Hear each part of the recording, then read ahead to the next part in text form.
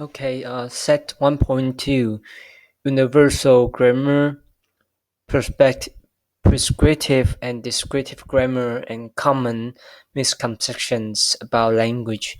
So we are going to talk about three concepts in this lecture: Universal Grammar, and the distinction between prescriptive and descriptive grammar, and the third one is the common misconceptions of about language.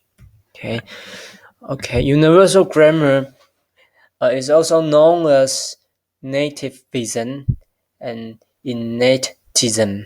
Okay, the idea of universal grammar, or abbreviated as UG, is that there is a set of underlying rules or properties shared by all human languages that, that are built-in or innate for human beings. So it's like something inside our gene.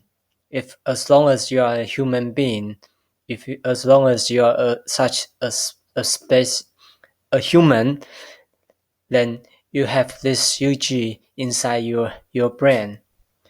But for other but for other creatures, for example, dogs, birds, cats, anything else, they will not have this.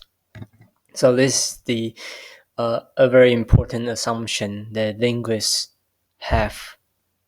Okay, so um, let me give you some analogies to explain the ideas of UG. So in a school of thought called principle and parameter, this is also a the Chomskyan linguist is also known as this one, principle and parameter. So this is an idea that um,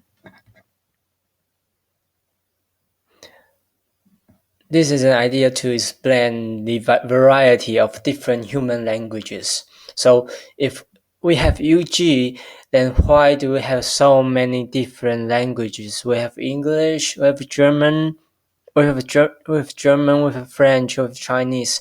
Why do we have so many variety? So Chomsky and linguists use this idea to explain the variety of human languages, principles and parameters. The idea is that in our brain there's a little device called language acquisition device. It's like a black box in our brain, and this box will have some switches like this box. So for each language, we have different combination of the switches. So for example, English would be with this on, this off, this off, this on. And for Mandarin, it could be all of the switches are turned on. So in this manner, we can have different combinations which will derive different languages. So the idea is that this is the shared property, a box with all the different switches, and the variety of human languages, just the parameter setting of these switches. Okay, so let me give you another analogy. So if you are familiar with biology, you know all the organs in our body are derived from the stem cell. So the stem cell would be very similar to the UG, and some stem cell will become the brain, some stem cell will become lungs, some stem cell will become heart, and on and on. And once you become the organ, you cannot go back to the stem cell. So this means that for L1, for first language acquisition, we have a similar situation.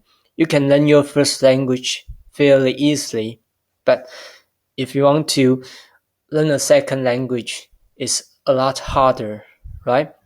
So it's like if you try to learn a second language, it's kind of similar to the situation of being a brain cell, but you want to have the function of the lung cells as well.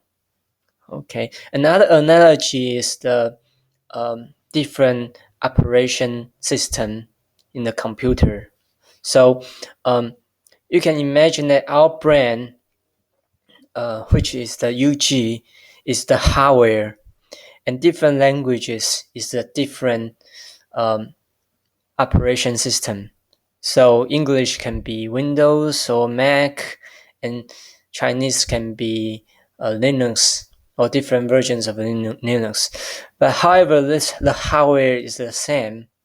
The only difference is the different operation systems.